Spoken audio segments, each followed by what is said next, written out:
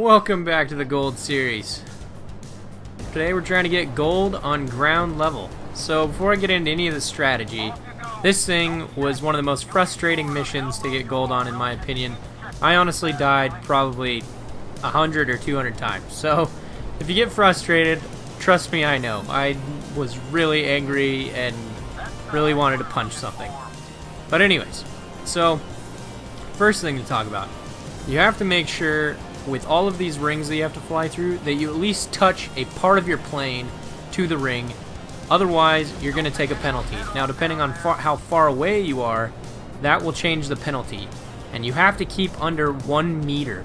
So you have to hit these rings within 1 meter, like underneath the bottom of the ring. If you hit the ring up near the top, you're going to get docked some points. So as long as you're below the arrow, you're not going to take any points. And if you go above, if you start taking points, if you hit it below, it'll subtract. So as long as you're below the arrow in each ring, you're not going to take any points. It's not going to count against you.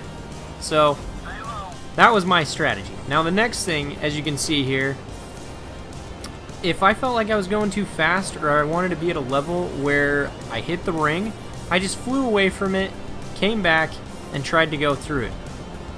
Now to hit the actual ring, I use a lot of up and down motion, as you can see, and I utilize the strafe action a lot.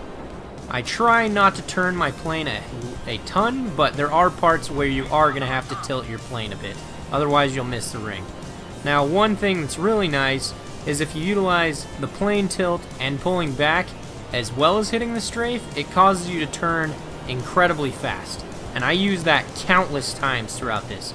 It's a bit of an advanced flying technique. You kind of have to get used to the plane and the way it flies, but if you've done this mission enough, and if you actually slog through it to the point where you're trying to get gold on this thing, you should have a pretty good feel for how the plane flies, and you should know, some tricks to get this thing to maneuver the way you want. Another thing you can do throughout the mission is try to apply your brakes and slow down.